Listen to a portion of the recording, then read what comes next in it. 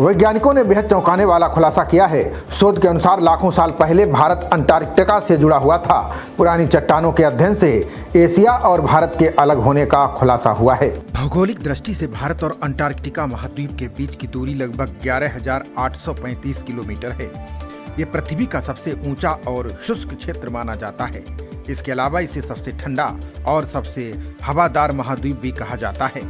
Antarctica का क्षेत्रफल 14.2 million वर्ग किलोमीटर यानी 5.5 मिलियन वर्ग मील है। अंटार्कटिक हिम चादर पृथ्वी पर बर्फ का सबसे बड़ा भंडार है। अब इस महाद्वीप को लेकर वैज्ञानिकों के अध्ययन में बेहद चौंकाने वाली जानकारी सामने आई है। भारत, ऑस्ट्रेलिया और दक्षिण कोरिया के वैज्ञानिकों ने मिलकर नई रिसर्च की है। अध्ययनकर्ताओं का कहना है कि भारत लाखों साल पहले अंटार्कटिका का हिस्सा हुआ करता था। वैज्ञानिकों ने अपनी नई स्टडी में पाया कि लाखों साल पहले ये महाद्वीप एक दूसरे से अलग हुए थे। उससे पहले भारत और अंटार्कटिका एक विशाल प्राचीन पर्वत श्रृंखला के जरिए आपस में जुड़े हुए थे। आंध्र प्रदेश के विजयनगरम सालूर इलाके की प्राचीन चट्टानों के अध्ययन से पता चलता है कि उनमें और पूर्वी अंटार्कटिका में पाई जाने वाली चट्टानों में काफी समानता है। कोलकाता की प्रेसिडेंसी यूनिवर्सिटी में प्राकृतिक और गणितीय विज्ञान संकाय के डीन प्रोफेसर शंकर बोस इस टीम का हिस्सा हैं। उनके अनुसार रिसर्च टीम ने ग्रेनुलाइट का अध्ययन किया, जो एक तरह की मेटामॉर्फिक चट्टानें हैं। ये पृथ्वी के बहुत अंदर ज्यादा गर्मी और दबाव में बनती हैं। ये चट्टानें उन घटनाओं के सुराग सहेज कर रखती हैं जो अरबों साल पहले हुई थीं। बोस का कहना है कि जिरकान, गार्नेट और मोनाजाइट जैसे खनिजों का विश्लेषण करने के लिए खनिज परीक्षण की आधुनिक तकनीकों का इस्तेमाल किया गया।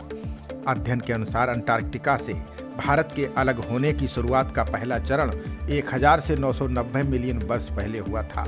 उस समय एक बड़े महाद्वीप टकराव के दौरान चट्टानें 1000 डिग्री सेल्सियस के करीब तापमान के संपर्क में आई थी। इससे विशाल पर्वत श्रृंखला का निर्माण हुआ। दूसरा चरण 950 से 890 मिलियन वर्ष के बीच हुआ। उसमें चट्टानों के अंदर अधिक गर्मी और संरचनात्मक परिवर्तन शामिल थे।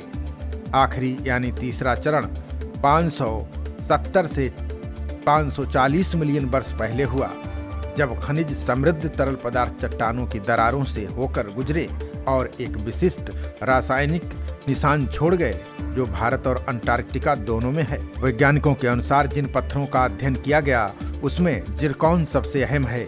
ये काफी मजबूत पत्थर होता है। ये बहुत गर्मी और दबाव में टिका रहता है, जबकि दूसरे खनिज नष्ट हो जाते हैं। अपनी इसी मजबूत प्रकृति के कारण जिरकॉन इन चट्टानों के भीतर एक छोटे टाइम कैप्सूल की तरह काम करता है। जिरकॉन क्रिस्टल के भीतर यूरेनियम और लेड जैसे रेडियोधर्मी तत्वों के क्षय का अध्ययन किया गया। इससे उन घटनाओं की सटीक जानकारी मिली जो करोड़ों से लेकर अरबों साल पहले पूर्वी घाट क्षेत्र में घटित हुई थीं।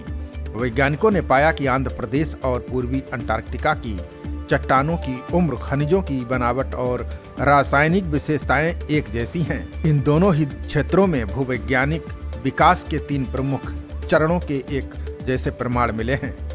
विजयनगरम और सालूर की चट्टानों ने भूवैज्ञानिक इतिहास के उन्हीं 3 मुख्य चरणों को दर्ज किया है, जिनकी पहचान पहले ही पूर्वी अंटार्कटिका में की जा चुकी है। खबरों का सिलसिला जारी रहेगा। देखते रहिए जनप्रवाद। नमस्कार।